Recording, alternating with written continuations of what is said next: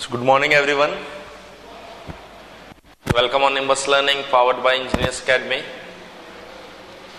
तो कल का कैसा रहा NHPC का एग्जाम? जो भी मैराथन के अंदर बताया गया था आपको सारे क्वेश्चंस थ्योरी ऑफ मशीन के वहीं से आपसे पूछे गए होंगे और इवन जो मैकेनिक्स के क्वेश्चंस होंगे मैंने आपको इस क्लास के अंदर बताया था कि फ्रिक्शन जो है, फ्रिक्शन और फोर्स, ये दोनों ही आपके लिए बहुत इंपॉर्टेंट चैप्टर्स है जहां से क्वेश्चंस आपसे पूछे जा सकते हैं। सो अगर आपने मेरी बात को बहुत ध्यान से सुना होगा तो NHPC के एग्जाम के अंदर आपने काफी अच्छा परफॉर्म किया होगा। सो स्टार्ट करते हैं बेटा आज का सेशन। आज हम लोग बात करने वाले हैं डायनामिक्स के ऊपर। देखिए डायनामिक्स के दो पार्ट होते हैं। डायनामिक्स के दो पार्ट होते हैं। अगर मैं बात करूं फर्स्ट पार्ट की तो पहला पार्ट होता है आपका काइनेमेटिक्स और दूसरा पार्ट होता है आपका काइनेटिक्स। अगर मैं बात करूं काइनेमेटिक्स तो आप क्या बोलेंगे यहां पर? It is study of motion, सिर्फ मोशन की स्टडी करते हैं without cause of motion. Cause of motion की स्टडी नहीं होती। तो सर ये स्टडी ऑफ मोशन का क्या मतलब है?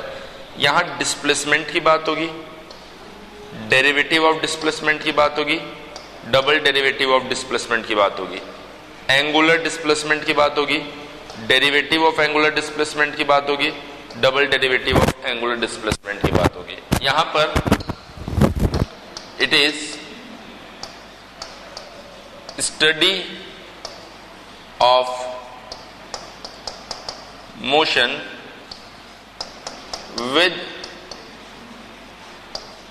Cause of motion. Cause of motion के साथ में स्टडी करते हैं हम लोग यहां पर। इसके अंदर हम लोग बात करते हैं फोर्स के ऊपर, हम लोग बात करते हैं टॉर्क के ऊपर, क्योंकि मोशन का जो कारण है वो तो फोर्स या फिर टॉर्क ही होने वाला है। एक बार सभी स्टूडेंट बताएंगे वॉइस डिस्टर्ब हो रहा है या प्रॉपर चल रहा है? सभी स्टूडेंट्स बताएंगे बेटा वॉइस डिस्टर्ब हो रहा है या प्रॉपर चल रहा है? Good morning. सभी स्टूडेंट्स बताएंगे बेटा वॉइस जो है वो डिस्टर्ब हो रहा है या प्रॉपर चल रहा है? डिस्टर्ब हो रहा है।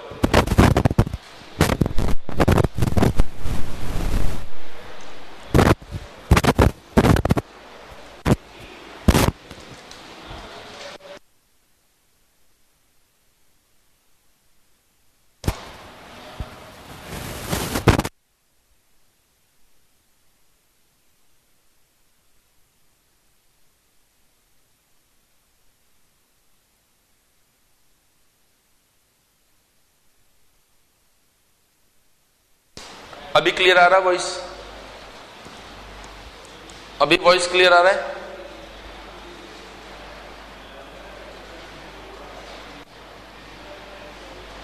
ठीक है, ठीक है, तो फिर नोट कर लीजिए इसे।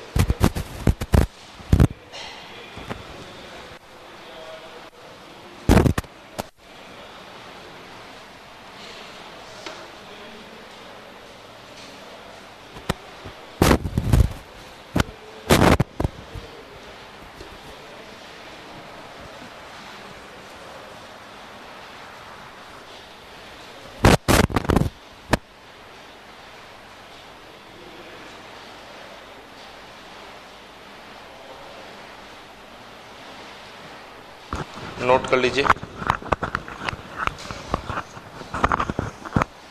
नहीं, अगर टॉलरेबल है तो फिर चलने दो, क्लास बार बार डिस्टर्ब करने से क्या है मतलब?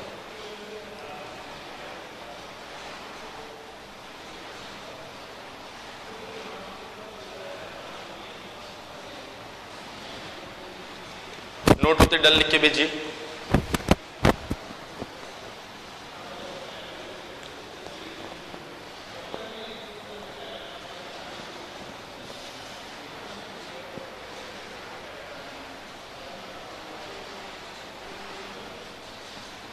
डन।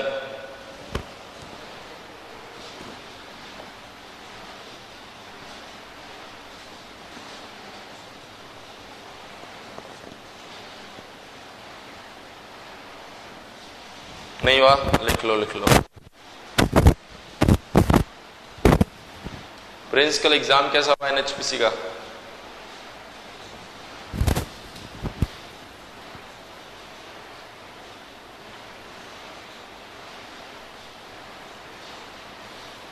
अच्छा अभी भी नींद में चल रहे हो तुम?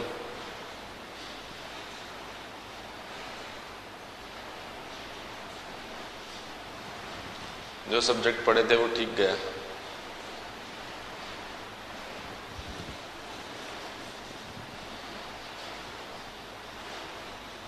प्रोडक्शन अभी पढ़े नहीं ना, पढ़ते तो वो भी बन जाता।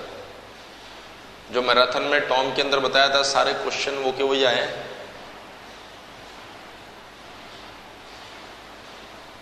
डन। देखिए यहां पर एक वर्ड आया है स्टडी ऑफ मोशन, तो अब ये जानने की जरूरत है कि मोशन का मतलब क्या है। अब ये जानने की जरूरत है कि मोशन क्या होता है। कोई बात नहीं बेटा, हो जाएगा अब।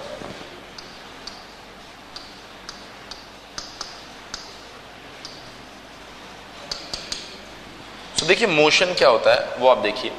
मान लीजिए ये आपके पास में y एक्सिस है, ये x एक्सिस है और ये z एक्सिस है। क्लियर है? यहां एक पार्टिकल है और इस पार्टिकल के लिए हम लोग पोजीशन वेक्टर लिख रहे हैं r। इसे बोलते हैं पोजीशन वेक्टर, जो पोजीशन को बताता है। पोजीशन वेक्टर कौन होता है? जो पोजीशन को बताता है। यह है बेटा आपका x i cap, y j cap, z k cap. तो बोला जा रहा है कि जब position vector continuously origin point के रेस्पेक्ट में बदलता रहेगा तो हम ऐसा बोलेंगे कि वो बॉडी जो है वो मोशन में रहने वाली है। मतलब x y z अगर कॉन्टिन्यूअसली बदल रहा होगा तो इसका मतलब पार्टिकल कॉन्टिन्यूअसली मूव कर रहा होगा। तो आप क्या बोलेंगे यहां पर? मोशन मतलब यहां लिखता हूं, when position of any particle और बॉडी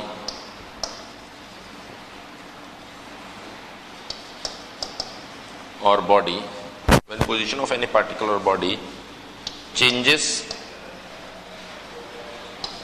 continuously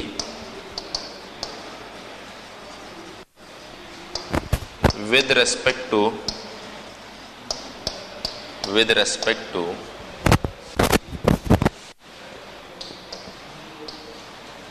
origin, then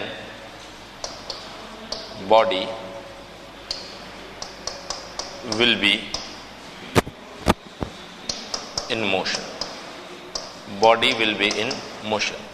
तो बॉडी जो है वो मोशन में होने वाली है। क्लियर है? अगर हम लोग बात करें यहां पर पोजीशन वेक्टर की, तो देखिए ऐसा हो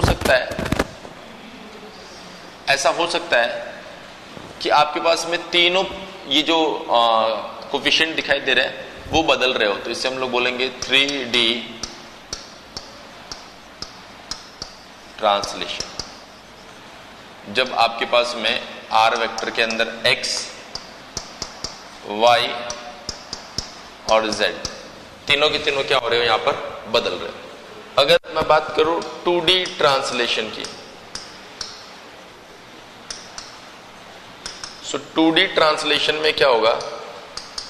x और y बदल रहे हो। अगर मैं बात करूं 1D ट्रांसलेशन की,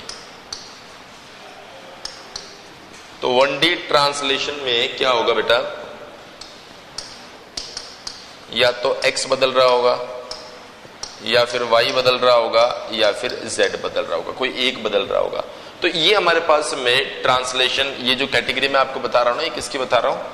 प्योर ट्रांसलेशन की। ये जो कैटेगरी मैंने आपको बताई है ये किसकी बताई है? प्योर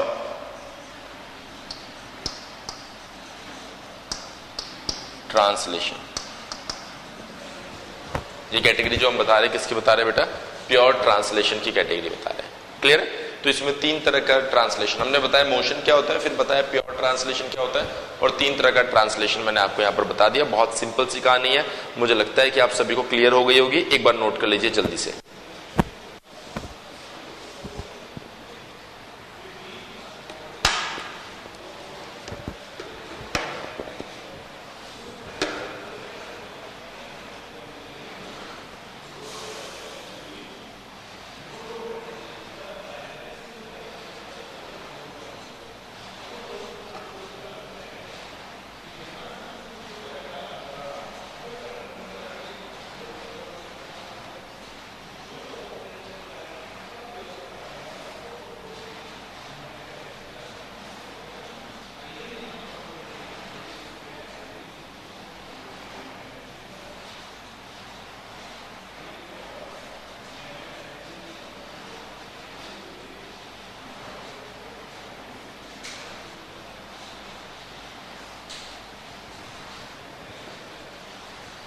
नोट करके बेटा डन लिख के भेजो।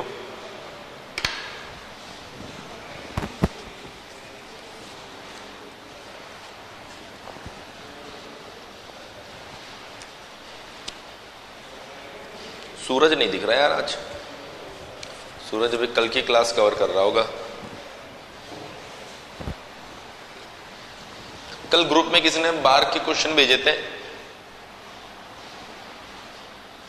आपने देखा होगा उसका जो पहला क्वेश्चन है और दूसरा क्वेश्चन है एज इट इज मैंने क्लास में करवा रखा है।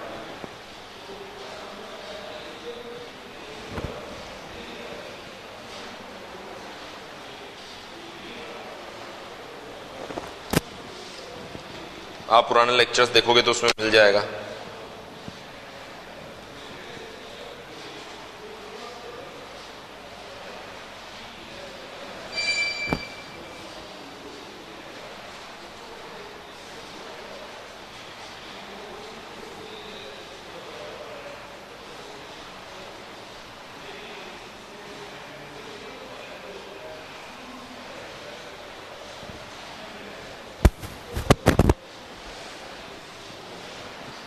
नोट होते डन लिखकर भेजिए।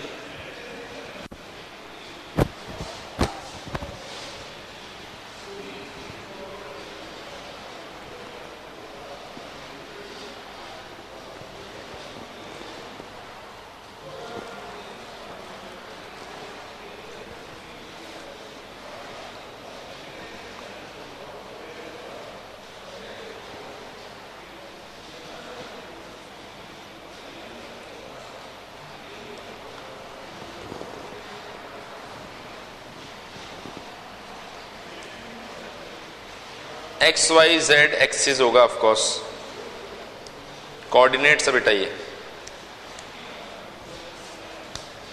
अच्छा वो जेड लिख दिया क्या मैंने, अरे इतना तो करेक्ट कर लो।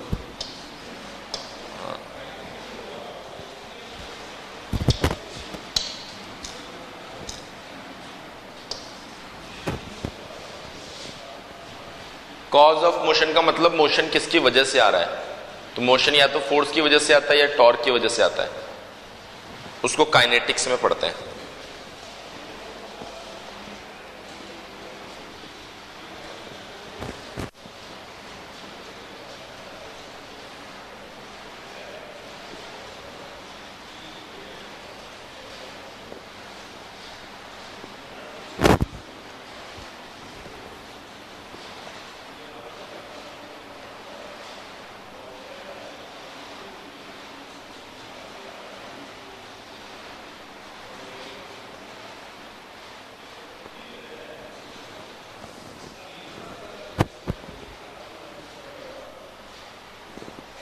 डन, बढ़े आगे। कोई नो नहीं बोल रहा है इसका मतलब आगे बढ़ सकता है, फिर आगे जाने के बाद नो मत बोलना। देखिए अब आता है हमारे पास में जो इंपॉर्टेंट पॉइंट है वो है 1D ट्रांसलेशन। अच्छा इसको हम लोग रेक्टिलिनियर मोशन भी बोलते हैं, रेक्टिलिनियर मोशन, और इसको हम लोग motion on a straight line भी बोल देते हैं, motion on a straight line.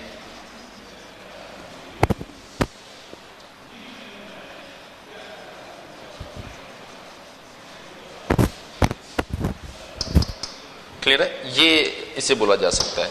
तो देखिए अगर हम लोग बात करें यहां पर वन डे ट्रांसलेशन, ये तीन तरह के हो सकते हैं।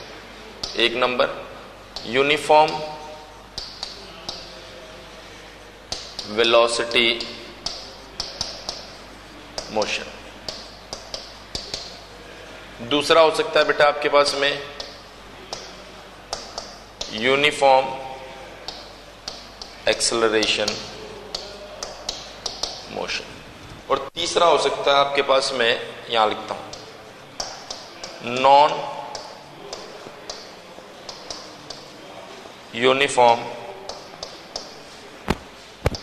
Acceleration motion. अगर हम लोग बात करें यहां पर न्यूटन्स लॉज ऑफ मोशन से, जो न्यूटन्स लॉ जो इक्वेशंस आती है वो क्या आती है आपके पास में। पहली इक्वेशन देखिए, v equals to u plus a t. दूसरी इक्वेशन देखिए, v square equals to u square plus 2as। तीसरी इक्वेशन देखिए, s equals to u t plus half a t square. ये तीन इक्वेशन हमारे पास में, सभी को ये तीन इक्वेशन याद होगी, पर किसी को ये तीन इक्वेशन याद नहीं है कि वो किस केस में वैलिड होती है। मैं आपको बताता हूं कि जो तीन इक्वेशन दी जाती है इसके अंदर क्लियरली मेंशन होता है कि आप इन तीन इक्वेशन को तभी यूज कर सकते हैं जब एक्सेलरेशन कांस्टेंट हो। ध्यान रखना, ये जो तीन इक्वेशन दी जाती है, v equals to u plus a t, v square equals to u square plus 2as, s equals to u t plus half a t square, ये तभी वैलिड होती है आपके पास में जब एक्सेलरेशन कांस्टेंट हो। अगर वेलोसिटी यूनिफॉर्म है, मतलब वेलोसिटी क्या है, कांस्टेंट है, तो ऐसी कंडीशन में एक्सेलरेशन a क्या हो जाएगा, 0। तो जब एक्सेलरेशन a 0 हो जाएगा तो इनिशियल और फाइनल वेलोसिटी क्या होती है, सेम ही होती है। ये तो सबको पता है, ये तो सबको पता है जब एक्सेलरेशन ही 0 है। तो देखो यहां से भी ऐसा ही रिजल्ट आएगा, और यहां से अगर आप देखोगे तो ये तो 0 हो गया, तो s इक्वल्स टू क्या आ गया आपके पास में, ut। मतलब यहां डिस्प्लेसमेंट फाइंड करना है तो आप इसकी मदद से फाइंड कर सकते हैं, ये तो सबको पता ही है। अब अगर मैं बात करूं नॉन यूनिफॉर्म एक्सेलरेशन की, तो नॉन यूनिफॉर्म एक्सेलरेशन का मतलब है कि अगर डिस्प्लेसमेंट x जो आपको दिया गया हो, एक बार में वेलोसिटी आएगी, दूसरी बार में एक्सेलरेशन आएगा, तो अगर ये मान लीजिए 2t³ plus 4t square plus 7t equals to 10, ऐसा ये मीटर में दिया गया हो, तो वेलोसिटी जो दी जाएगी वो कैसे दी जाएगी बेटा आपके पास में, 6t square plus 8t plus 7। Acceleration कैसे दिया जाएगा, 12t प्लस 8। कैसे फाइंड कर रहा हूं सर मैं, ये डिस्प्लेसमेंट x दिया गया और वेलोसिटी होता है x डॉट, मतलब dx बाई dt। एक्सेलरेशन जो होता है वो होता है v डॉट, मतलब dv बाई dt। तो आप देख सकते हैं कि जो एक्सेलरेशन है वो आपके पास में यूनिफॉर्म नहीं है। आप देख सकते हैं जो एक्सेलरेशन है बेटा वो आपके पास यूनिफॉर्म नहीं है। तो नॉन यूनिफॉर्म एक्सेलरेशन के केस में कुछ इस तरीके से डिस्प्लेसमेंट, वेलोसिटी और एक्सेलरेशन का एनालिसिस होता है। अगर ये कांस्टेंट होता, यूनिफॉर्म होता, तो हम लोग इस तरीके से सॉल्व करते हैं। अगर ये 0 होता तो हम लोग इस तरीके से सॉल्व करते। तो यहाँ पर इक्वेशंस हो सकता है आपको पहले से पता हो, लेकिन बेटा उस इक्वेशन को किस कंडीशन में यूज करना होता है वो आपको मैंने यहां पर बताया। तो 1D ट्रांसलेशन या रेक्टिलिनियर मोशन, या फिर बात करूं motion on a straight line, तो इन तीनों के लिए इक्वेशंस को कुछ इस तरीके से यूज किया जाता है। इसका मतलब क्या होता है वो मैंने आपको बता दिया, लेकिन कौन सी इक्वेशन कहां सुटेबल होती है वो मेरे ख्याल से अब आपको क्लियर हो गई होगी। नोट कर लीजिए बेटा यहां तक।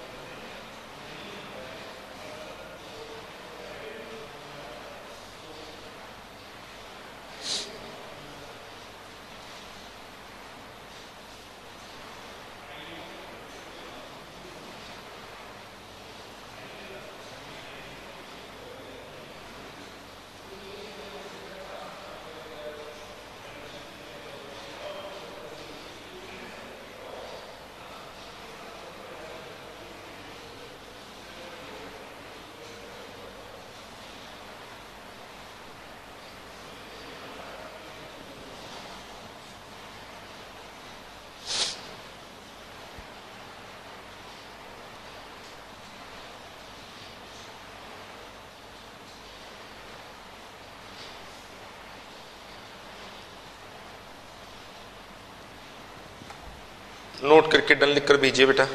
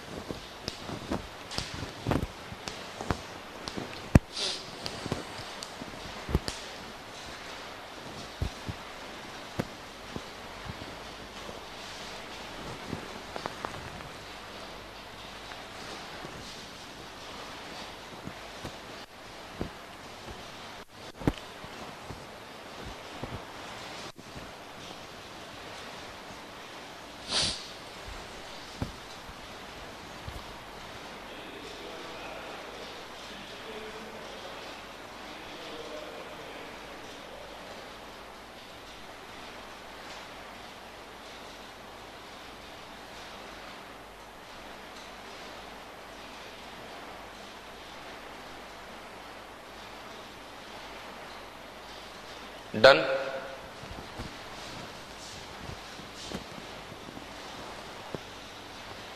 नॉन यूनिफॉर्म एक्सेलरेशन का मतलब है बेटा एक्सेलरेशन जब कांस्टेंट नहीं हो। तो यहां पर एक्सेलरेशन टी का फंक्शन आ रहा है तो मतलब कांस्टेंट नहीं हो सकता ना, टी बदलेगा तो एक्सेलरेशन बदलेगा, इसलिए इसको नॉन यूनिफॉर्म में लिखा है।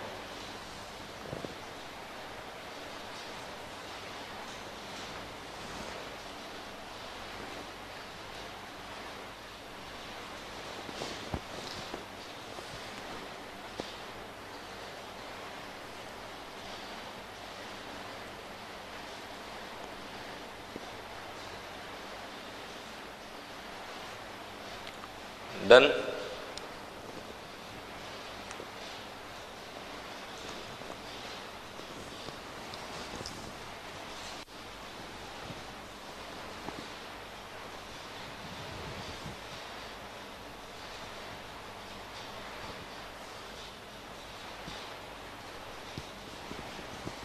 चलो बढ़ते आगे। देखिए दो वर्ड होते हैं जिसके बारे में आपको थोड़ा सा आइडिया होना जरूरी है। एक होता है आपके पास में एवरेज एंड एक होता है आपके पास में इंस्टेंटेनियस। तो हम बात कर रहे हैं एवरेज स्पीड या इंस्टेंटेनियस स्पीड एंड वेलोसिटी। देखिए स्पीड और वेलोसिटी में उतना ही फर्क है जितना डिस्टेंस और डिस्प्लेसमेंट में। तो अगर मैं बात करूं यहां पर सबसे पहले डिस्टेंस के बारे में, तो आप कहेंगे सर डिस्टेंस का मतलब होता है, डिस्टेंस का मतलब होता है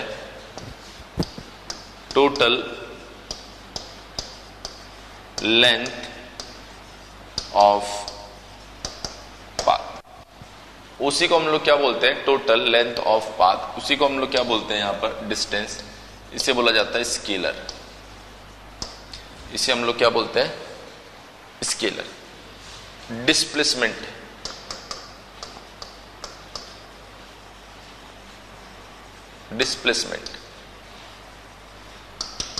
मिनिमम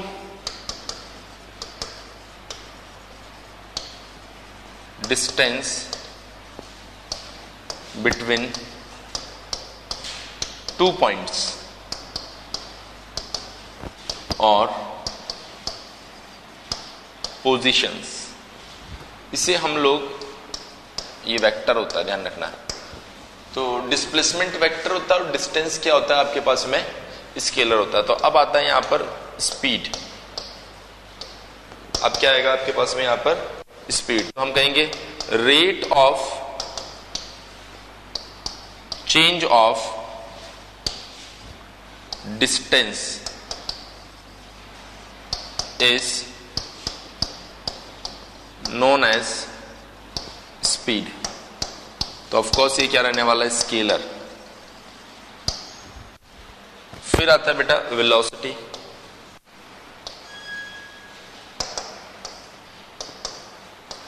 रेट ऑफ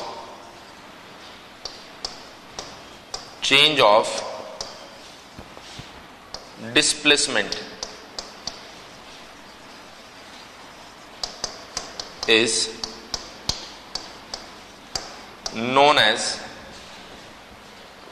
velocity. इसे हम क्या बोलते हैं बेटा? Vector quantity. ये क्या होने वाली है हमारी? वेक्टर क्वांटिटी होने वाली है। क्लियर है? तो पहले तो इन चार टर्म्स के अंदर मैंने आपको डिफरेंस बता दिया। अब मैं आपको बताता हूं कि अगर हमें लिखना हो एवरेज वेलोसिटी और अगर हमें लिखना हो इंस्टेंटेनियस वेलोसिटी तो वो कैसे लिखी जाएगी। देखिए एवरेज वेलोसिटी की अगर मैं बात करूं तो यहां पूछा जाएगा टोटल कितना डिस्प्लेसमेंट आपने कवर किया, total displacement divided by total time. Total आपने कितना टाइम लिया, total displacement divided by total time. और इंस्टेंट मतलब इसको आप ऐसे लिख सकते हो, डेल डिस्प्लेसमेंट जो है उसको एस से रिप्रेजेंट कर रहे हो। और अगर आप इसकी बात करें तो इंस्टेंटेनियस, किसी पर्टिकुलर इंस्टेंट के ऊपर वेलोसिटी कितनी है उसको हम लोग क्या बोलते हैं? इंस्टेंटेनियस। तो यहां से आप इंस्टेंटेनियस वेलोसिटी पता करोगे और यहां से अगर मैं बात करूं तो आप एवरेज वेलोसिटी फाइंड करने वाले हो।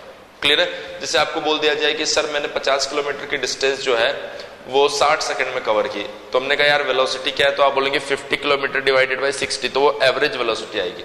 फिर आपसे कोई पूछता है कि 10:15 पे आपकी स्पीड क्या थी, हमने कहा उस टाइम पर तो स्पीड थी हमारे 250, तो उसे बोलते हैं बेटा इंस्टेंटेनियस वेलोसिटी।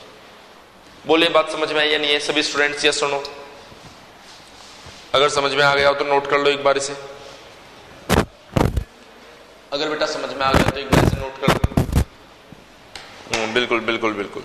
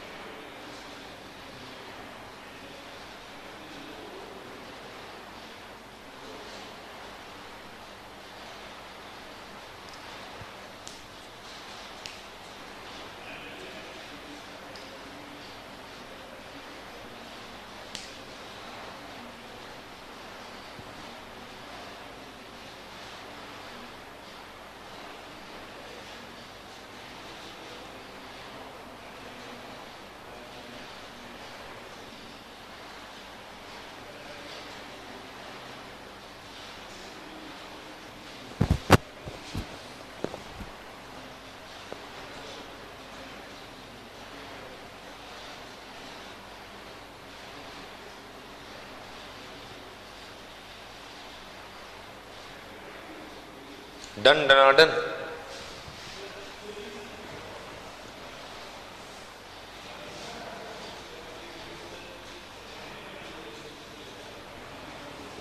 चलो नहीं हुआ, लिख लो किरण एंड श्रवण, लिख लो लिख लो।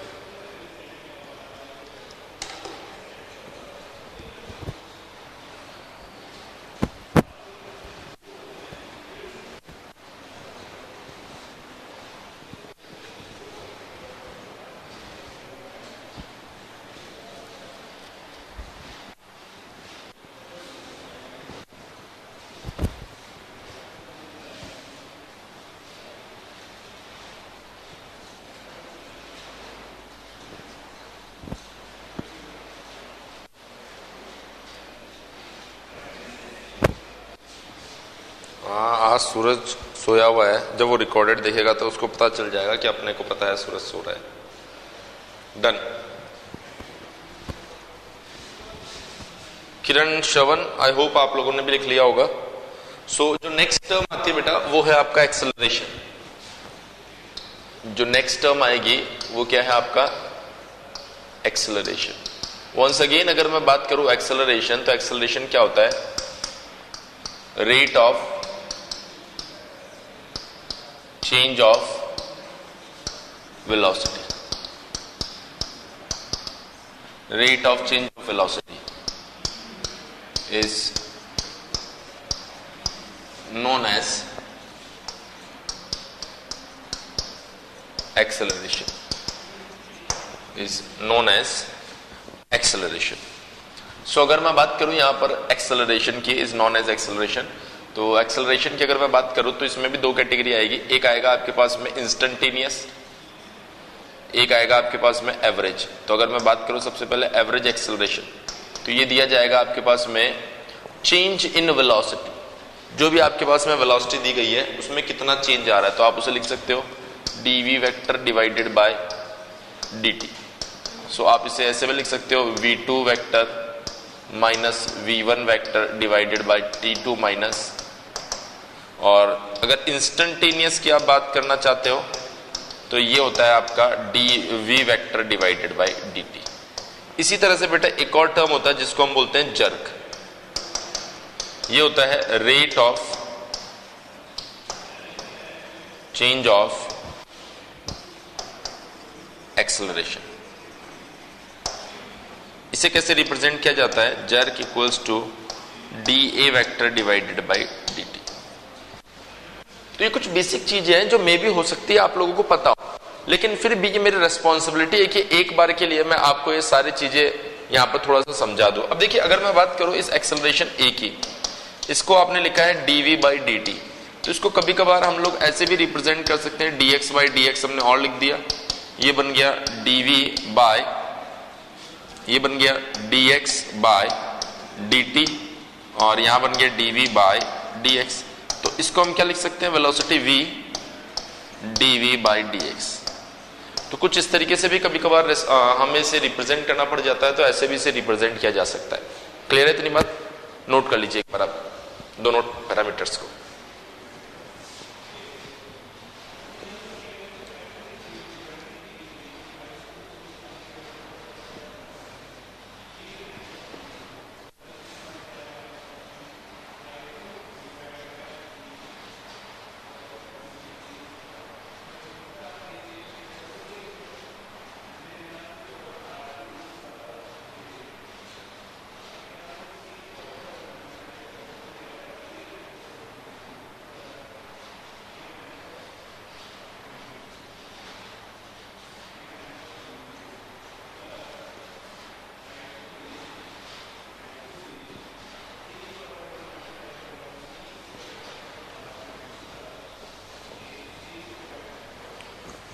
नोट करते डन लिख कर भेजिए।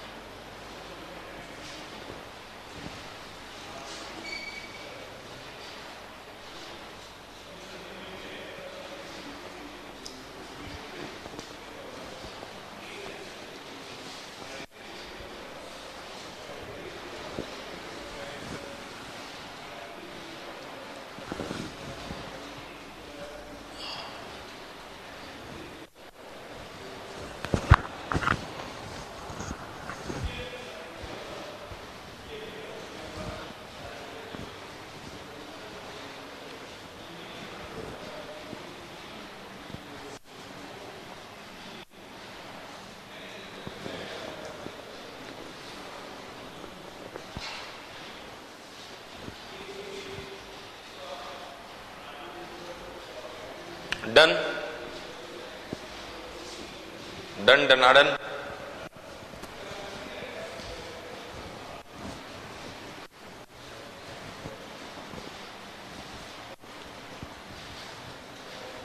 चलिए तो बढ़ते हैं यहां से आगे, और अब हमारे पास में एक और इंपॉर्टेंट कॉन्सेप्ट चालू होने वाला है जिसे हम बोलते हैं प्रोजेक्टाइल मोशन, जिसे हम लोग क्या बोलेंगे बेटा? Projectile motion.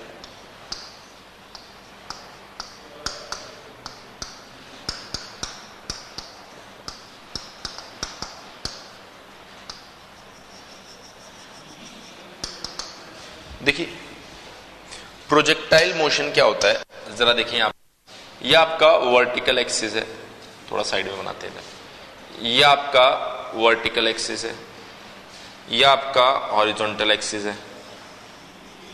आपने क्या किया, एक प्रोजेक्टाइल, एक पार्टिकल को ये वाई यहां से थ्रू किया है, तो जब आप उसे थ्रू कर रहे हैं तो इनिशियली वो इस जगह पर है और वो क्या कर रहा है, कुछ इस तरीके का पाथ बना के यहां तक पहुंचा। तो हमने कुछ इंस्टेंट्स ड्रॉ किए हैं जिसमें पार्टिकल यहां पहुंचा, फिर पार्टिकल यहां पहुंचा, फिर पार्टिकल यहां पहुंचा और फिर पार्टिकल यहां पहुंचा। तो अगर मैं बात करूं यहां पर जो फर्स्ट कॉन्फ़िगरेशन यहां पर, फिर इसको मान लीजिए बी, इसको मान लीजिए सी, इसको बोल दिया डी और इसको बोल दिया। क्लियर? सो प्रोजेक्टाइल जब प्रोजेक्ट हमने किया तो बेसिकली उसकी जो वेलोसिटी रही थी वो रही थी u, और ये जो एंगल है इसको हमने बोल दिया अल्फा। तो देखिए यहां पर इस u के दो कंपोनेंट सबको दिखाई दे रहे होंगे, एक u cos अल्फा और दूसरा जो आ रहा है वो आएगा बेटा u sin अल्फा। अब देखिए अगर आप देखें यहां पर तो वर्टिकल डायरेक्शन में आपको एक एक्सेलरेशन दिखाई दे रहा होगा, उसे बोलते हैं एक्सेलरेशन ड्यू टू ग्रेविटी। पर हॉरिजॉन्टल डायरेक्शन में कोई एक्सेलरेशन नहीं दिखाई दे रहा, इस वजह से हम बोलते हैं हॉरिजॉन्टल डायरेक्शन में जो वेलोसिटी का कंपोनेंट है वो थ्रू आउट कांस्टेंट रहेगा, क्योंकि सर इधर किसी तरह का कोई एक्सेलरेशन है ही नहीं।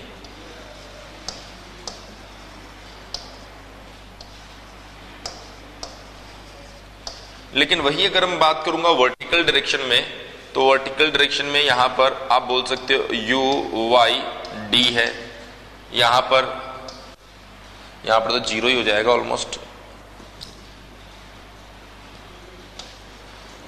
फिर ये इधर आ जाएगा u y e और फिर ये इधर आ जाएगा u y c। तो पहला इंपॉर्टेंट पॉइंट ये आपको समझ में आया या नहीं आया, क्योंकि एक बार ये बन जाएगा ना फिर इसको समझना बड़ा मुश्किल हो जाएगा, इसलिए पैरेलली समझते रहिए। तो हमने कहा वेलोसिटी के दो कंपोनेंट है u cos और u sin, क्योंकि इधर कोई एक्सेलरेशन नहीं है ना, तो थ्रू आउट ये क्या रहने वाला है, कांस्टेंट रहने वाला है। u जो है, ध्यान से देखो श्रवण, u जो है इसके दो कंपोनेंट है, एक u cos एक u sin। अब बताओ इस साइड कोई एक्सेलरेशन है, नहीं है, तो ये वाला कंपोनेंट थ्रू आउट कांस्टेंट होगा। लेकिन वही अगर मैं बात करूंगा ऊपर वर्टिकल डायरेक्शन में, तो वहां ग्रेविटी होती है ना, वहां क्या होती है, ग्रेविटी होती है। तो ग्रेविटी की वजह से एक एक्सेलरेशन होता है जिसको हम बोलते हैं g। तो g की वजह से ये जो वर्टिकल कंपोनेंट है ये क्या करेगा, चेंज होता रहेगा। बोलो यस और नो सभी स्टूडेंट्स।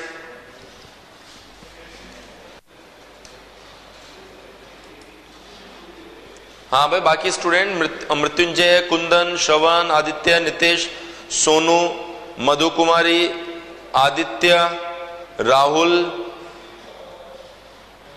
नीलम कुमारी, सूरज। अच्छा अब मैं पूछ रहा हूं कुंदन, तो तुम बोलोगे एक बार और, मतलब यस नो अगर कमेंट नहीं करोगे तो मुझे कैसे पता चलेगा। अगर यस नो आप कमेंट नहीं करोगे, सिर्फ एक वाइट टाइप करने में आपको आलस आ रहा है, तो मुझे तो इतना सब कुछ लिखना पड़ रहा है ना।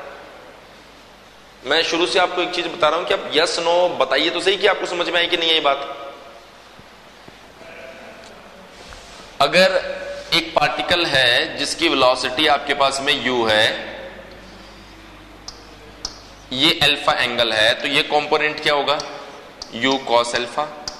ये कंपोनेंट क्या होगा, u sin अल्फा।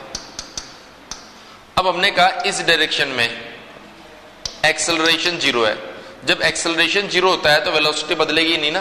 क्यों नहीं बदलेगी, देखो यार ध्यान से, अभी तो बताया था, जब यूनिफॉर्म वेलोसिटी मोशन है मतलब एक्सेलरेशन जीरो है। एक्सेलरेशन जीरो हो तो फाइनल और इनिशियल वेलोसिटी सेम होती है ना, फाइनल और इनिशियल वेलोसिटी सेम है। तो वही मैं यहां पर बता रहा हूं कि अगर एक्सेलरेशन नहीं है इस डायरेक्शन में, तो जो वेलोसिटी रहेगी ना इधर, वो हमेशा सेम रहेगी। अभी बोलो समझ में आया कि नहीं आया।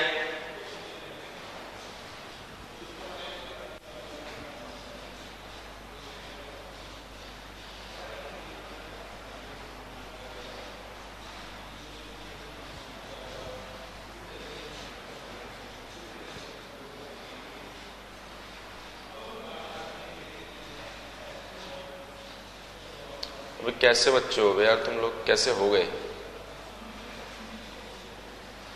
अरे प्रभु ये ग्राफ नहीं है, ये एक प्रोजेक्टाइल है जिसमें एक पार्टिकल को हमने फेंका है। जब पार्टिकल को फेंकेंगे तो ये ऐसे ही जाएगा ना, ये ग्राफ थोड़े बनाया है।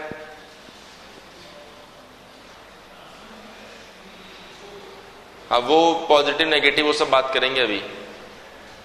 मैं तो सीधा सा इतना सा पॉइंट बता रहा हूं, ये बताओ समझ में आया कि नहीं आया?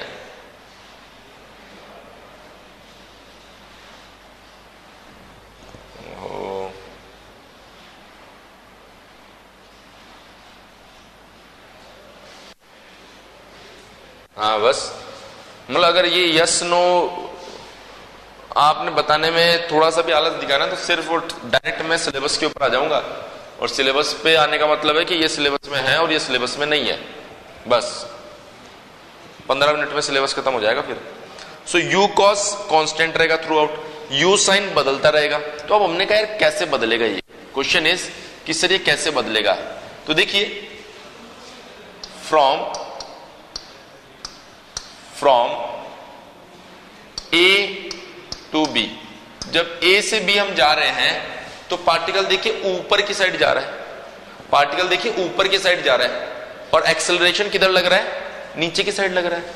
तो आपने बोला acceleration A is minus G, और माइनस जी एक्सेलरेशन होगा, माइनस जी एक्सेलरेशन होगा तो वेलोसिटी कम होगी ना। तो जो पार्टिकल ऊपर की साइड जा रहा है ना, तो ऊपर वाला कंपोनेंट धीरे धीरे कम होता जा रहा है, और इस इंस्टेंट पे आके ऊपर का कंपोनेंट जीरो हो जाता है, और फिर पार्टिकल नीचे आ जाता है। अरे ध्यान से देखो, अगर मैं इस मार्कर को ऐसे फेंकूंगा तो ये मार्कर देखो ऐसे जाके फिर नीचे आ रहा होगा ना। तो मार्कर या जो पार्टिकल है वो देखिए ऊपर की साइड बढ़ रहा है, फिर नीचे की साइड आने लग गया। इसका मतलब जो वर्टिकल कंपोनेंट है वो पहले यू साइन एल्फा था, फिर कम हुआ, एक इंस्टेंट पे जीरो हो गया, और अगली बार से क्या हुआ, अब वो नीचे आने लग गया, ऊपर की साइड जा ही नहीं रहा। तो हमने बोला ऐसा क्यों हो रहा है, क्योंकि जब हम लोग ए से बी की साइड जा रहे हैं ना तो एक्सेलरेशन नेगेटिव है। और वही अगर मैं बात करूं फ्रॉम बी टू सी, अब पार्टिकल नीचे की साइड आ रहा है, तो ग्रेविटी सपोर्ट करेगी तो एक्सेलरेशन कितना हो जाएगा? प्लस जी। ग्रेविटी सपोर्ट करेगी तो एक्सेलरेशन कितना हो जाएगा? प्लस जी। बोलो ये पॉइंट समझ में आया कि नहीं आया? ये पॉइंट सबको समझ में आया कि नहीं आया? यस और no?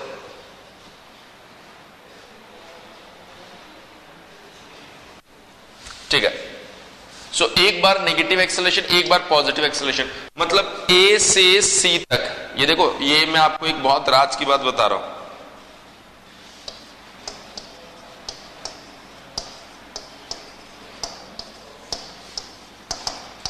A to C direct equation of motion apply नहीं करना है, क्योंकि एक्सेलरेशन बदल रहा है। इक्वेशन ऑफ मोशन तभी लगा सकते हो जब एक्सेलरेशन क्या हो? यूनिफॉर्म हो, मतलब ए इज कांस्टेंट। तो ए से सी नहीं लगा सकते हो आप डायरेक्ट, आपको सबसे पहले ए से बी में लगाना पड़ेगा, और फिर अगर आपको लगाना हो तो बी से सी में लगा सकते हो। क्यों? ए से बी तक तो एक्सेलरेशन कांस्टेंट है माइनस जी, और बी से सी में प्लस जी। तो आप बी से सी में लगा सकते हो और ए से बी में लगा सकते हो, ए से सी में एक साथ नहीं लगा सकते हो। समझ में बात? बोलो यस और नो, यस और नो बोलो एक बार जल्दी से सभी स्टूडेंट्स। ये जो हाइट है ना, ये आपके प्रोजेक्टाइल मतलब पार्टिकल ने मैक्सिमम हाइट अचीव की है, तो इसको बोलते हैं मैक्सिमम हाइट। और ये जो डिस्टेंस है ना हॉरिजॉन्टल पे, ये इसने मैक्सिमम डिस्टेंस यहां कवर की, इसे बोलते हैं रेंज। और यहां तक पहुंचने में उसने जितना टाइम लिया उसको बोलते हैं टाइम ऑफ फ्लाइट। तो अगर मैं बात करूं यहां पर एच क्या है? एच क्या है आपका? Maximum height. आर क्या है? रेंज, इसको बोलते हैं रेंज। टी क्या है? Time of flight. क्लियर है? अब हमें एक्चुअल में इन तीनों रिलेशंस को, इन तीनों के लिए रिलेशंस एस्टेब्लिश करने हैं, जो कि हमारे लिए बहुत इंपॉर्टेंट होते हैं। एग्जाम के अंदर बहुत सी बार डायरेक्टली पूछ ले जाते हैं, लेकिन वहां पर जाने से पहले एक बार आप इसे बना लीजिए अच्छे से समझते हुए, ताकि उसके बाद में हम लोग उन रिलेशंस की बात कर सके। इसे बना लीजिए बेटा एक बार,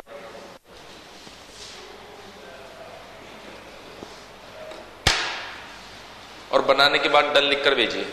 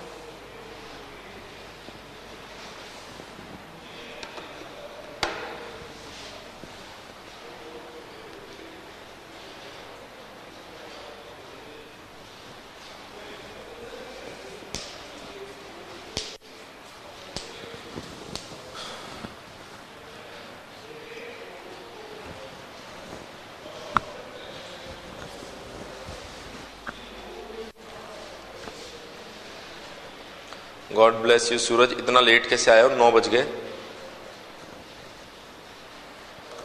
कैसा हुआ तुम्हारा कल का पेपर एनएचपीसी का?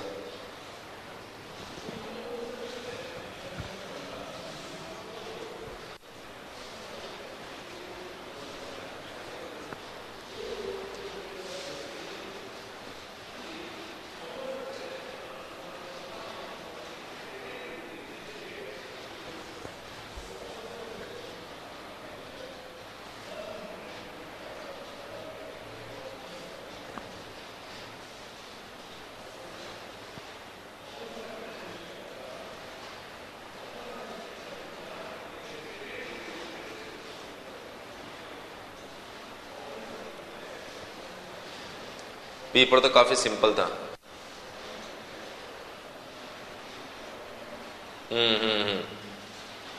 बिल्कुल बिल्कुल, ये बिल्कुल सही बता रहे हो।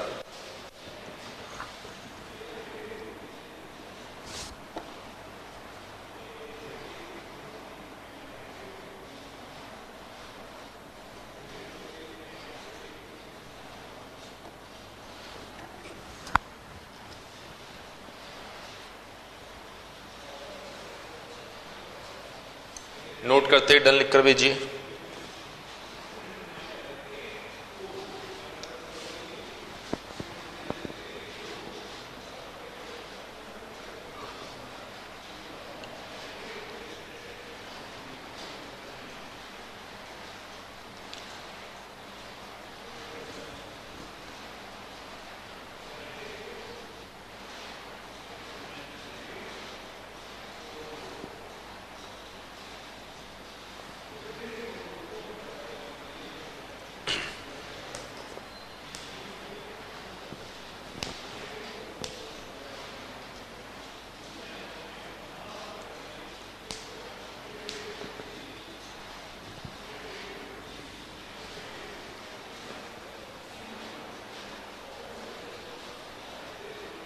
टॉपिक सिंपल था लेकिन क्वेश्चन हार्ड था।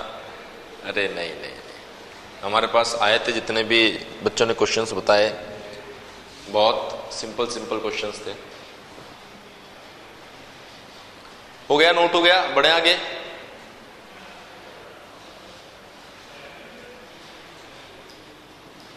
डन।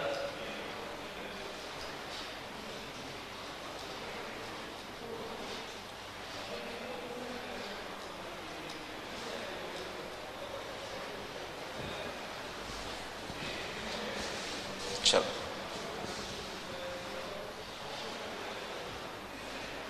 बढ़ते हैं फिर आगे, इसी को मिटा देते हैं यहां से।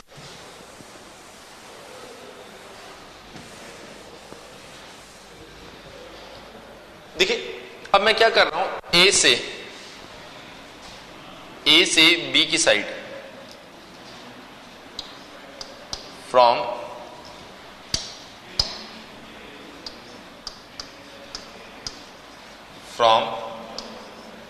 ए टू बी,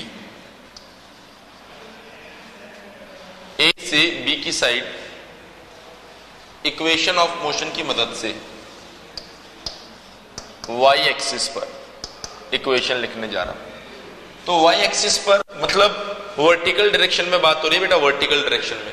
तो आप क्या लिखेंगे, आप जानते हैं v equals to u plus a t होता है। तो वर्टिकल डायरेक्शन में जाएंगे तो v y equals to you y. अब देखिए ए से बी पर जाओगे ना तो ग्रेविटी नीचे, तो एक्सेलरेशन माइनस जी, और ये आ गया time T, let's suppose time T मान लिया। तो हमने बोला वी वाई, जब आप बी पर पहुंच जाओगे तो वर्टिकल कंपोनेंट कितना हो जाएगा, एक बार सभी लोग मुझे बताओ। जब ए से बी पर पहुंच जाओगे तो वर्टिकल कंपोनेंट जो है वो कितना हो जाएगा, एक बार सभी स्टूडेंट्स मुझे बताओ।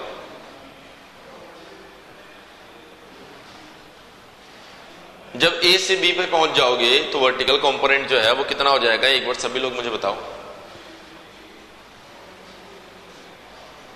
0, बिल्कुल 0। देखो ये पहले ए से बी की साइड ऊपर की साइड जा रहा है, फिर नीचे आ रहा है। इसका मतलब पार्टिकल की डायरेक्शन बदली है, और जहां जो एक्सिस पे डायरेक्शन बदलेगी उस एक्सिस का वेलोसिटी कंपोनेंट 0 हो जाता है। तो यहां पर फाइनल वेलोसिटी 0। सर इनिशियल कितनी है, इनिशियल है u sine alpha minus G T. तो हमने कहा सर t इक्वल्स टू कितना आ रहा है, u sine alpha divided by G. तो ये टाइम है यहां से यहां तक पहुंचने का, इतना ही टाइम होगा यहां से यहां पहुंचने में। तो आप बोलोगे सर टोटल टाइम, जिसको हम क्या बोलते हैं, टाइम ऑफ फ्लाइट, वो कितना है, ट्वाइस ऑफ टी, मतलब 2u sine alpha divided by G. तो इसको हमने बोल दिया time of flight equals to 2u sine alpha upon जी।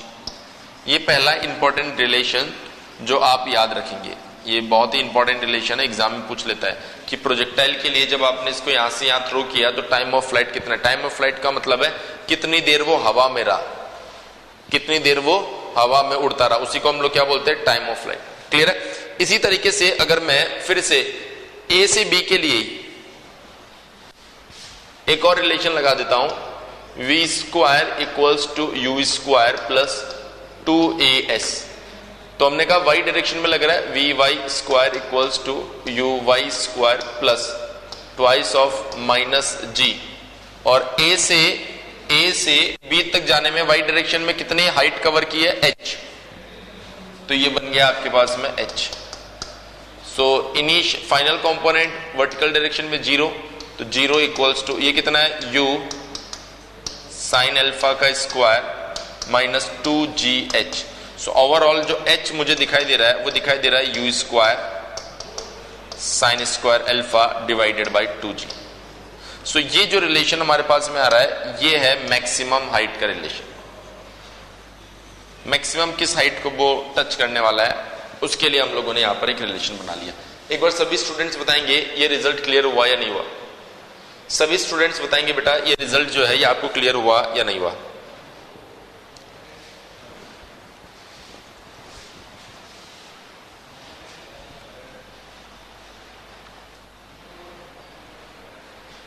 अब देखिए अब मैं बात करने वाला हूं एक्स एक्सिस पर, ये सब चर्चा वाई एक्सिस पे चल रही थी, तो अब हम बात करेंगे on x axis. Sir x axis के अलोंग अगर आप बात करोगे तो वहां पर एक्सेलरेशन जो है वो 0 है।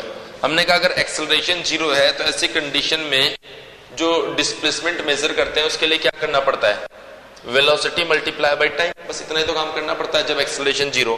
तो हमने कहा हॉरिजॉन्टल एक्सिस पे तो एक्सेलरेशन 0 है ना, तो वेलोसिटी क्या है हॉरिजॉन्टल एक्सिस पे, ये वाली। तो दिस मल्टीप्लाई बाय कितना टाइम लग रहा है, टाइम ऑफ फ्लाइट लग रहा है। टाइम ऑफ फ्लाइट कितना है, 2u sine alpha divide by G. तो आप बोलेंगे सर यहां पर जो डिस्टेंस है हॉरिजॉन्टल एक्सिस पे जो डिस्टेंस कवर हो रही है उसको बोल रहे हैं आर, इसे बोलते हैं रेंज। ये किसके बराबर होनी चाहिए, velocity ux multiply by time. तो हमने कहा R equals to u x कितना दिया गया है, यू कॉस एल्फा, और टाइम क्या दिया गया है, यू साइन एल्फा। देखिए यहां पर दिया गया time flight 2u sine alpha divided by G. So जब बेटा आप इसको सिंप्लीफाई करेंगे तो ये बन जाएगा ट्वाइस, इसमें से u इधर ले लीजिए, u twice of sine alpha cos alpha divided by G. तो ये बन जाएगा r इक्वल्स टू, इसे बोलते हैं साइन 2 एल्फा, तो u sine 2 alpha divided by जी।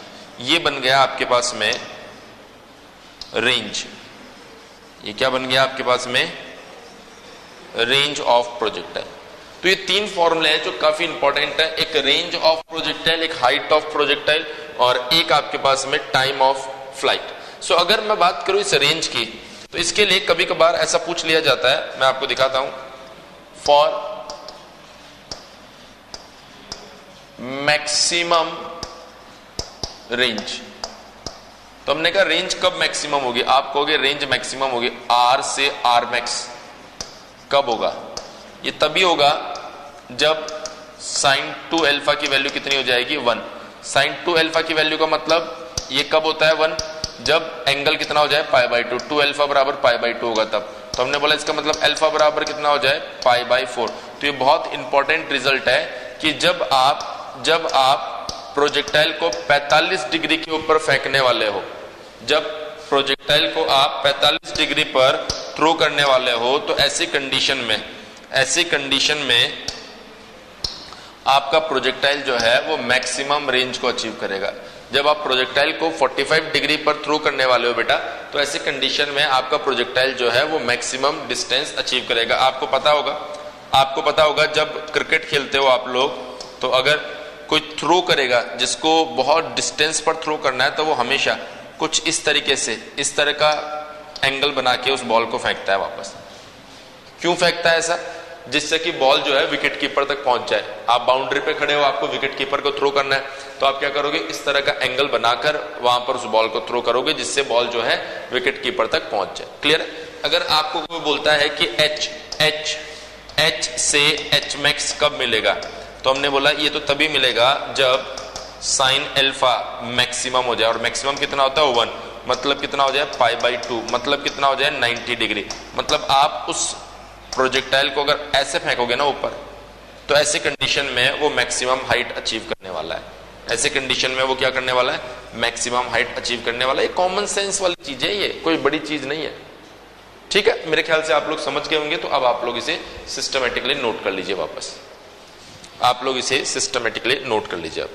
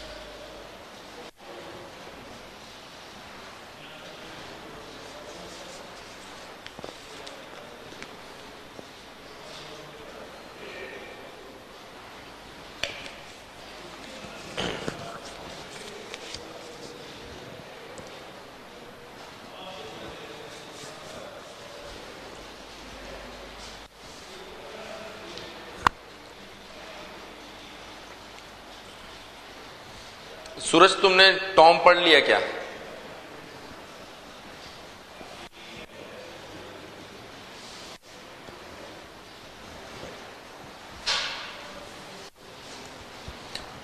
कल परसों मैराथन में भी बताया था यार यही चीज। कंप्लीटली कंस्ट्रेंट का मतलब होता है जब आपके पास में एक ही डायरेक्शन में मोशन अवेलेबल हो। सक्सेसफुली का मतलब है कि पहले वो इनकम्प्लीट था और उसके बाद में आपने उसको सक्सेसफुली बनाया है। जब एक सिस्टम एक डायरेक्शन में मोशन प्रोवाइड करवाता है तो उसे हम लोग सक्सेसफुली कंस्ट्रेंट मोशन बोलते हैं।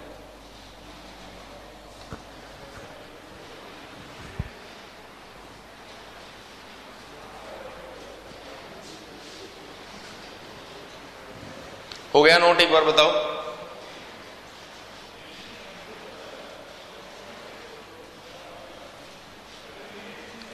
डन? चेंज कर दे इसे, ये लो, इसे भी नोट कर लो।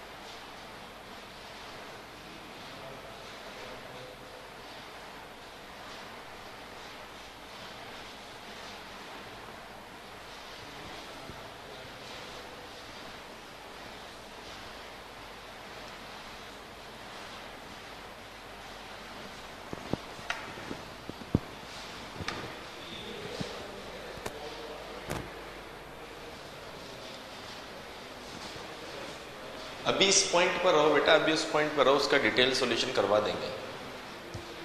नोट हो गया? बढ़े आगे। देखिए एक न्यूमेरिकल मैं आपको करवा रहा हूं यहां पर।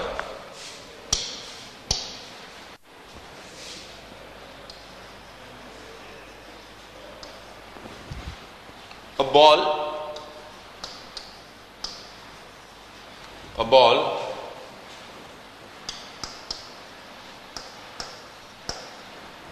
throw from ground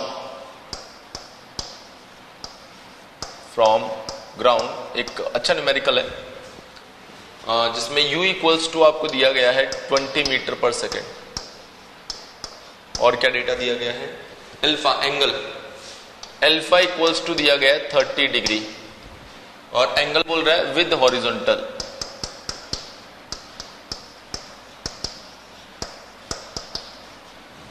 एंड क्या क्या फाइंड करना है? वो बोल रहा है find number 1 t equals to number 2, r equals to number 3, h equals to number 4, v after 0.5 second number 5, velocity after 1.5 second. ये 5 पॉइंट है जो हमें फाइंड करने के लिए उसने बोले हैं। देखिए बेटा ये पार्टिकल है जो 30 डिग्री का एंगल फॉर्म कर रहा है, तो पार्टिकल ऐसे गया होगा और ऐसे गिरा होगा नीचे। क्लियर है? तो ये एंगल कितना है आपके पास में? 30 डिग्री। तो हमने कहा लेट से सपोज ये A है, ये जो पॉइंट है ये B है, और ये जो पॉइंट है ये C है। अगर मैं बात करूं सबसे पहले टाइम ऑफ फ्लाइट T, तो देखिए टाइम ऑफ फ्लाइट T का जो फॉर्मूला आपको दिया गया है वो क्या दिया गया है? T equals to 2u sine alpha by G. T equals to 2u sine alpha by G. तो देखिए 2 मल्टीप्लाई बाई u कितना दिया गया है? 20, साइन अल्फा मतलब साइन 30 डिग्री डिवाइडेड बाई जी। जब तक कुछ नहीं दे रखा हो 9.81 हम लोग यूज करेंगे। जरा बताओ यहां से t कितना आ रहा है सेकंड्स में? जरा बताओ बेटा यहां से t कितना आ रहा है सेकंड्स में?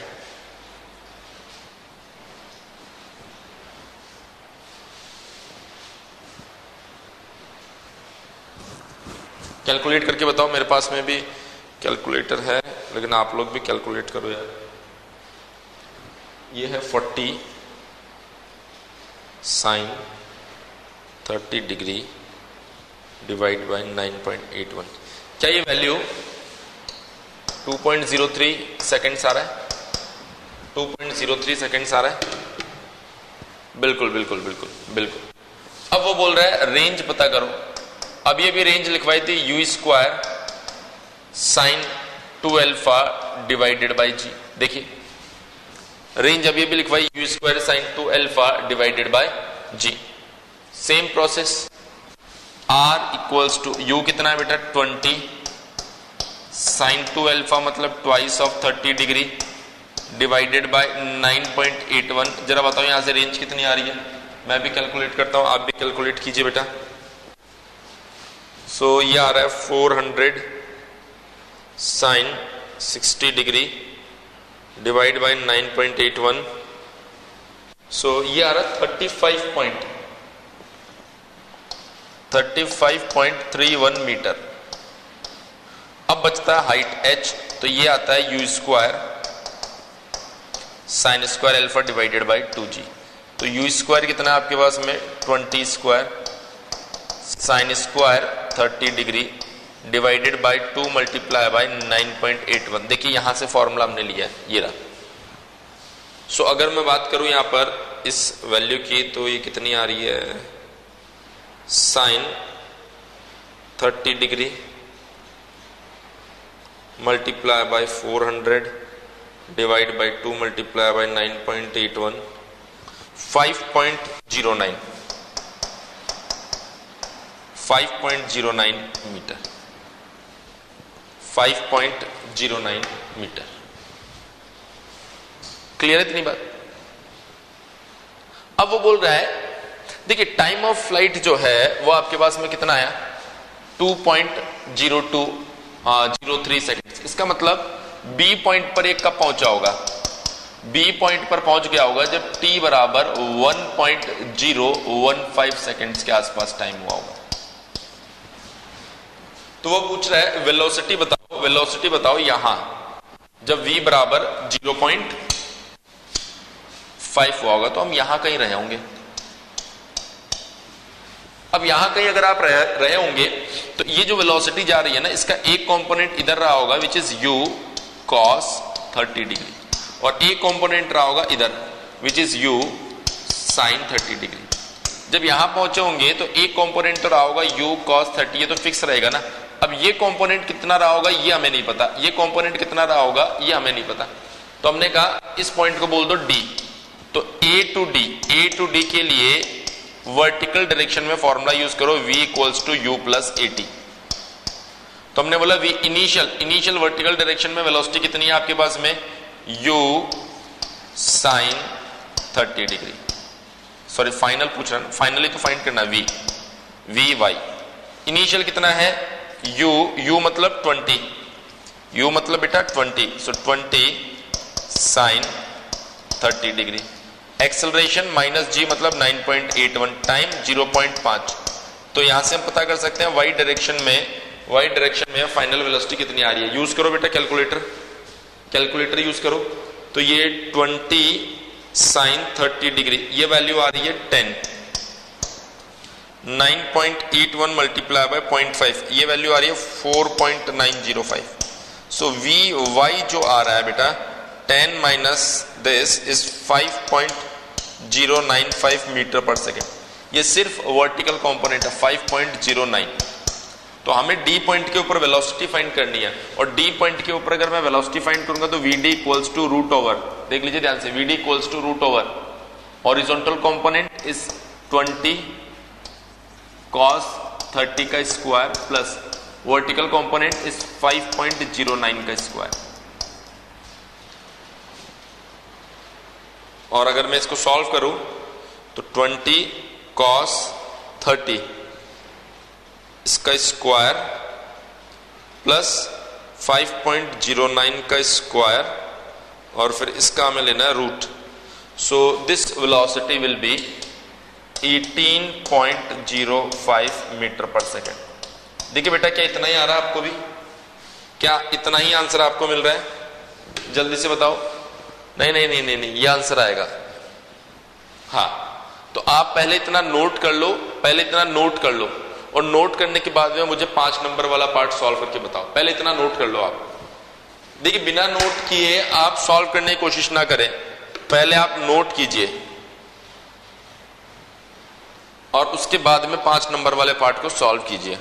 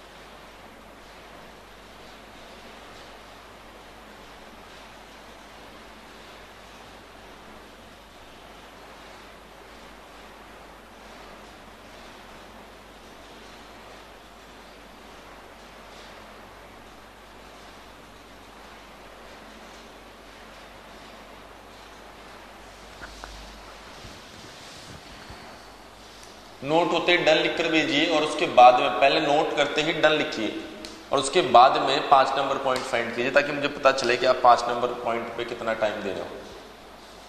पहले नोट करना है।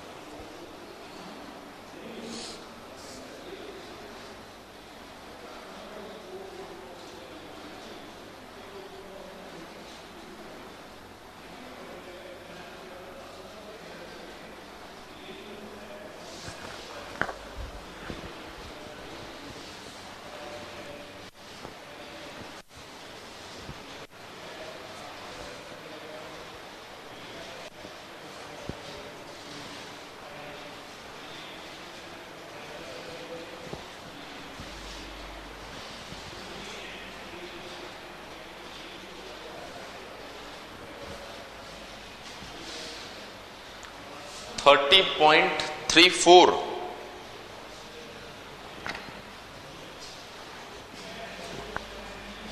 24.7 और कोई आंसर?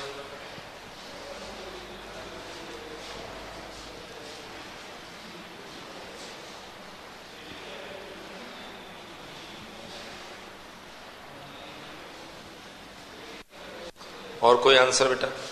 देखिए यहां जो गलती हमसे होती है वो क्या गलती होती है, देखो जरा। ये प्रोजेक्टाइल आपका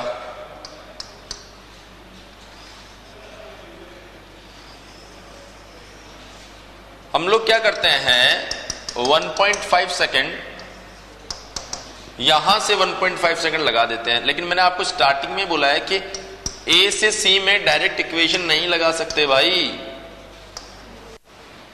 ए से सी में डायरेक्ट इक्वेशन नहीं लगा सकते हो आप ए से बी और बी से सी में लगा सकते हो। तो आपको पता है 1.015 सेकेंड्स पर आपका प्रोजेक्टाइल इस जगह पर है, इस जगह पर है, तो उसकी ये जो वेलोसिटी है, उसकी ये जो वेलोसिटी है हॉरिजॉन्टल, वो कितनी है? वो है u cos 30 डिग्री।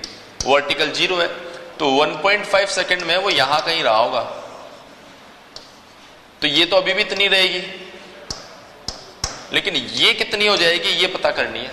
तो इसके लिए आप लगाएंगे इसे पॉइंट E बोल दो, फ्रॉम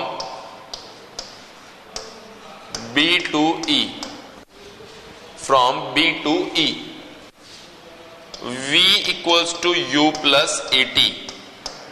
तो हमने बोला V फाइनल वेलोसिटी फाइंड करनी है V5, इनिशियल कितनी है 0, एक्सेलरेशन कितना है 9.81, नीचे आ रहा ना तो नीचे की साइड लगती है ग्रेविटी, तो पॉजिटिव है, और यहां से यहां आने में कितना टाइम लगा 1.5 सेकेंड, माइनस यहां तक आने में कितना टाइम लगा 1.015 सेकेंड। भाई यहां तक आने में इतना टाइम लग रहा है और यहां तक आने में डेढ़ सेकंड लग रहा है, तो डेढ़ में से ये टाइम माइनस कर दो, यहां से यहां आने में कितना टाइम है वो पता चल गया। तो जो वी वाई आपके पास में आएगा वो देखो कितना आ रहा है, कैलकुलेटर इस्तेमाल करते हैं एक बार फिर से। 1.5 माइनस 1.015 मल्टीप्लाई बाई 9.81, सो ये आ रहा है बेटा 4.757 मीटर पर सेकेंड। सो अगर मैं लिखना चाहूं वेलोसिटी एट पॉइंट ई तो ये लिखी जाएगी u cos 30 का स्क्वायर प्लस 4.757 का square. Velocity of e equals to, अब देखिए यहां पर अगर मैं बात करूं u कितना है आपके पास 20 cos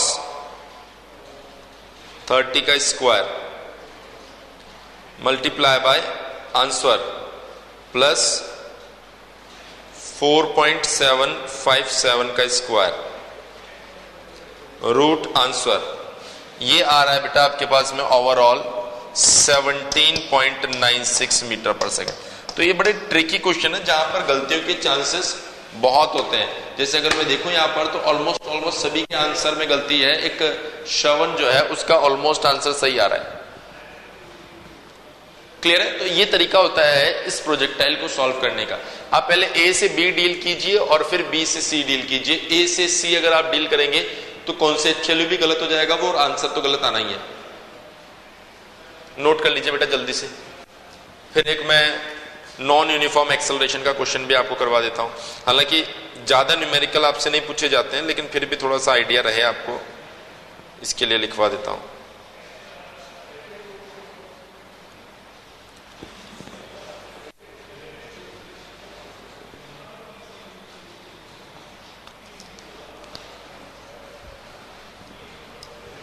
नोट करते डन लिखकर भेजिए, नोट करते बेटा डन लिखकर भेजिए।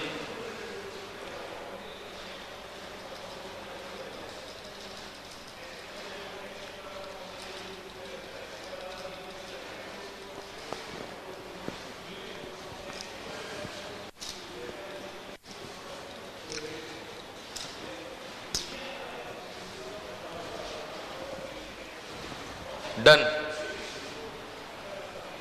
देखिए अब देखो आप नॉन यूनिफॉर्म एक्सेलरेशन का क्वेश्चन भी देख लो। ये बोल रहा है if a particle is in rectilinear motion, if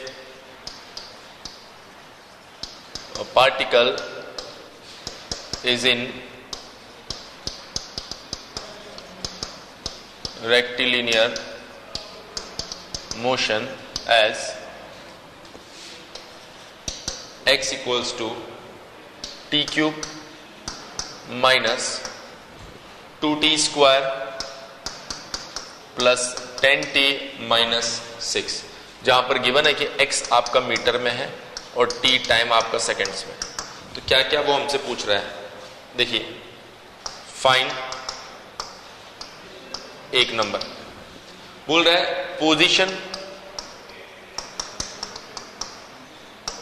comma velocity and acceleration at t equals to 2 seconds, at t equals to 2 seconds। देखिए अगर मैं बात करूं x की तो x जब t बराबर 2 होगा तो कितना होगा, ये बन जाएगा 2 का cube minus 2 square plus 10 2 minus 6, तो x t बराबर 2 ये बन गया 8 माइनस 8 प्लस 20 माइनस 6, तो x t बराबर 2 का मतलब हो गया ये कैंसिल आउट हो गया 14 मीटर,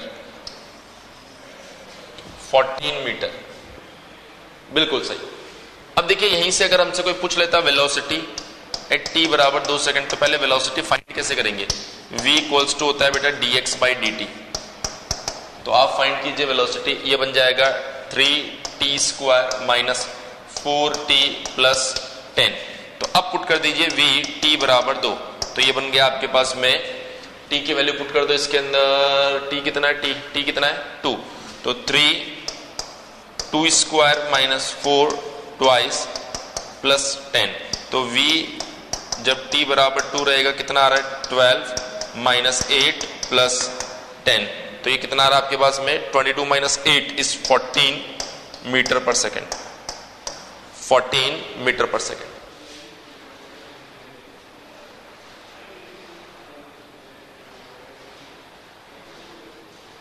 क्लियर है इतनी बात?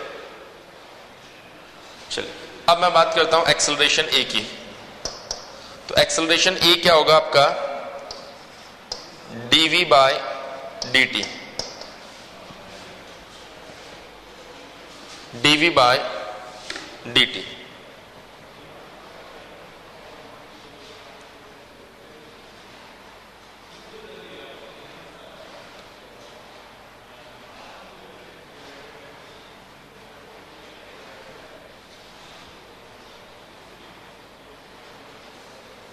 आज आपकी एक और क्लास है ना, आज आपकी एक और क्लास है ना 10 बजे से? हाँ, अरे हाँ हाँ ठीक है ठीक है ठीक है। सो अभी मुझे इंफॉर्मेशन मिली। सो ये बन जाएगा बेटा आपका 6t minus 4, 6t minus 4।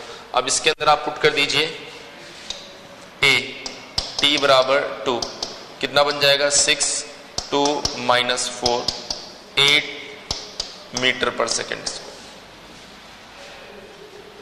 8 metre per second square. Clear है इतनी बात?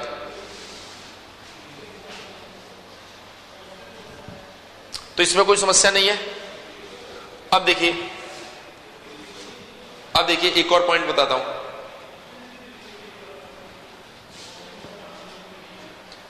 अगर वो हमसे पूछता है 2 number, instantaneous velocity and acceleration at t बराबर 3 सेकेंड्स, तो आप कहेंगे सर इंस्टंटेनियस की चर्चा हो रही है, जगह नहीं बच रही यार, इंस्टंटेनियस की चर्चा हो रही है तो वेलोसिटी आ रहा है ऐसा, इधर ही लिख देता हूं, वेलोसिटी एट t बराबर 3 सेकंड। जब इंस्टेंटेनियस होता है ना तो इसी तरीके से तो वेलोसिटी फाइंड करते हैं, जैसे हमने ऊपर जो वेलोसिटी और एक्सेलरेशन फाइंड किया जैसे वो फाइंड करेंगे वैसे ही इंस्टेंटेनियस फाइंड करेंगे, तो कोई भी चेंज नहीं होगा। यहां पर यह आएगा 3t square minus 4t plus 10। सो अगर मैं यहां पर 3 पुट कर देता हूं तो ये बन जाएगा 3 स्क्वायर माइनस 4 3 प्लस 10, तो ये कितना आ रहा है 9 multiply by 3 is 27 minus 12 plus 10। Value बेटा वेरीफाई करते रहना, तो ये 37 minus 12 is 25 metre per second. यही आ रहा है? बोलो यही आ रहा है कि नहीं आ रहा? हाँ, अरे श्रवण गलती नहीं। सो एक्सेलरेशन एट t बराबर 3 सेकेंड, तो एक्सेलरेशन का क्या आ रहा है 6t minus 4, 18 minus 4 is 14 metre per second square, 14 metre per second square. अब देखिए, अब वो 3 नंबर पॉइंट क्या पूछ सकता है हमसे? 3 number, average velocity and acceleration between t equals to 2 seconds to t equals to 3 seconds. तो ऐसे में अगर मैं बात करूं v एवरेज, तो आपको v एवरेज के लिए क्या बोला गया है कि आप यहां पर एवरेज डिस्प्लेसमेंट फाइंड करें। ध्यान से देखिए, गलती मत करना। एवरेज कितना डिस्प्लेसमेंट, टोटल डिस्प्लेसमेंट कितना कवर हो रहा है t बराबर 2 से t बराबर 3 में, तो t बराबर 2 पर 14 मीटर कवर हो रहा है, तो t बराबर 3 यही फाइंड कर लेते हैं। t बराबर 3 x when t equals to 3, तो देखो जब यहां 3 पुट करेंगे तो 3 का क्यूब कितना हो जाएगा 27 माइनस 3 का square 9 multiply by 2 is 18 plus 30 minus 6 कितना आ रहा है? देखो यहां से बच रहा है 9 में से 6 और माइनस कर दो 3, ये क्या 33 mm 33 मीटर आ रहा है। तो हमने बोला सर टोटल डिस्प्लेसमेंट जो कवर हो रहा है x t बराबर 3 माइनस x t बराबर 2 डिवाइडेड बाय 3 माइनस 2, तो हमने कहा सर ये आ रहा है 33 माइनस कितना 14, डिवाइडेड बाई 2, तो ये आ रहा है 19 मीटर पर सेकेंड। बताओ ये बात सही है कि नहीं है सभी स्टूडेंट्स? ये पॉइंट क्लियर हुआ कि नहीं हुआ? सभी स्टूडेंट्स बता दो एक बार जल्दी से।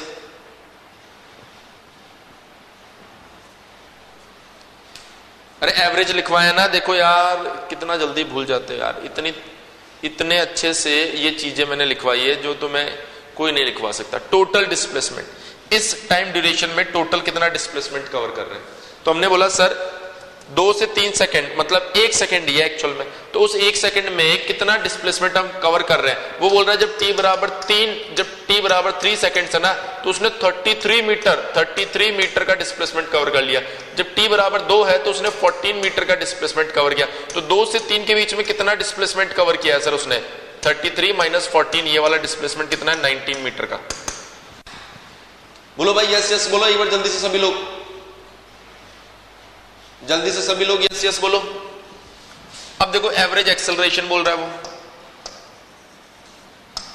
तो एवरेज एक्सेलरेशन क्या होता है? v बराबर 3, v बराबर 2 डिवाइडेड बाय 3 माइनस 2। तो वेलोसिटी एट t बराबर 3, वेलोसिटी एट t बराबर 3 कितना दिया गया है? ये रहा 25, और t बराबर 2 पे 14, सो 25 माइनस 14 डिवाइडेड बाय 1, ये आ रहा है बेटा आपके पास 11 मीटर पर सेकेंड स्क्वायर। ये एवरेज एक्सेलरेशन। बिल्कुल बिल्कुल सही बोल रहे हो। सो ये वो पॉसिबल क्वेश्चंस है जो काइनेमेटिक्स से आपसे पूछे जा सकते हैं without considering the cause of motion. हमने यहां पर कहीं पर भी फोर्स को इंट्रोड्यूस नहीं करवाया, हमने यहां पर कहीं पर भी फोर्स को इंट्रोड्यूस नहीं करवाया है। तो without considering cause of motion ये जो प्रॉब्लम्स है ये आपसे पूछी जा सकती है। एक बार नोट कर लीजिए सभी यहां से।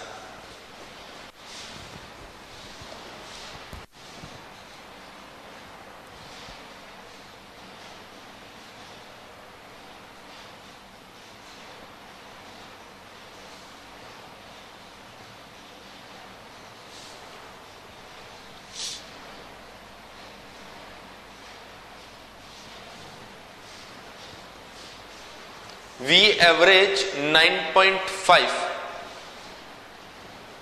V एवरेज हाँ वो 1 है। अरे वो ये तो प्रिंटिंग एरर है भाई, प्रिंटिंग एरर, इतना तो तुम कर लिया करो खुद ही।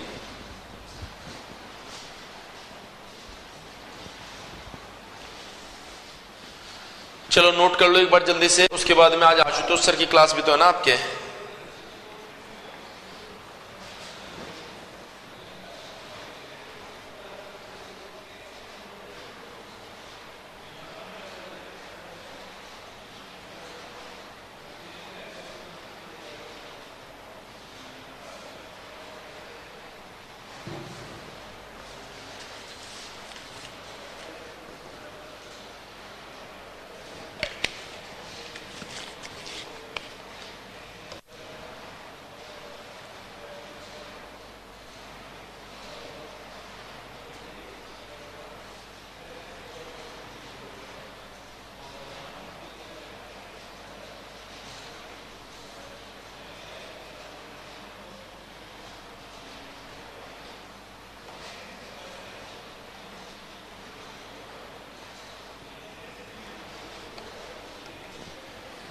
नोट होते डन लिख कर भेजो।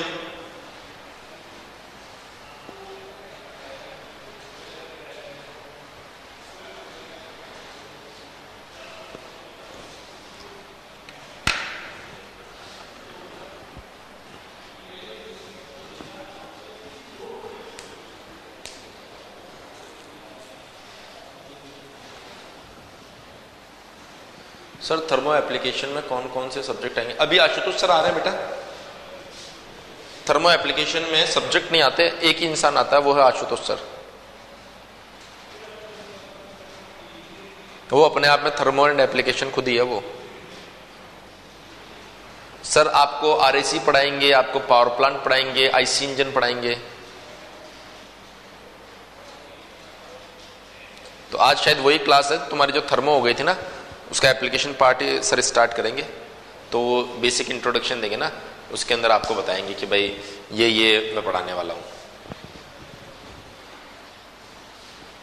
नोट होते ही डन लिखकर भेजो।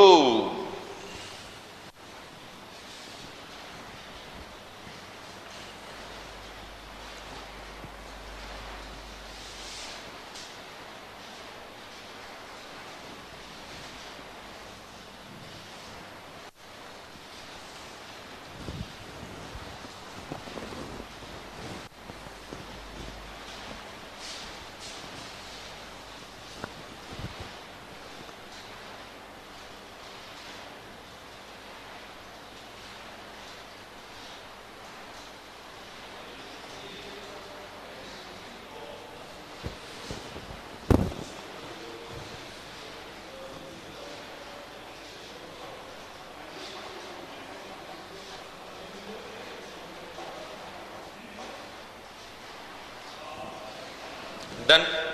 चेंज कर रहा हूं मैं, अगर नोट हो गया हो, डन हो गया हो तो चेंज कर रहा हूं।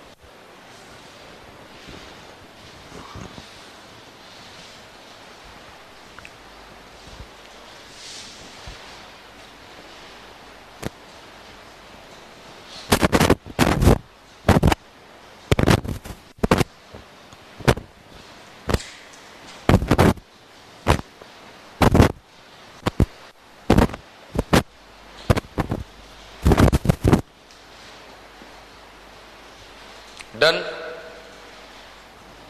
तो ये काइनेमेटिक्स वाला पार्ट था। देखो इसके अलावा ना एक सर्कुलर मोशन का सेशन मैंने यूट्यूब पर ले रखा है, सो आप लोग उसको भी देख लेना। आपके सिलेबस में तो नहीं है, लेकिन कभी कभार उससे रिलेटेड बाकी एग्जाम्स के अंदर क्वेश्चन पूछ ले जाते हैं, तो वो मैं यहाँ तो नहीं करवाऊंगा, लेकिन वहां पर मैंने 3 क्लास ली है, उसको मैं ग्रुप में वापस शेयर कर दूंगा, तो आप लोग उसको देखना। क्लियर है?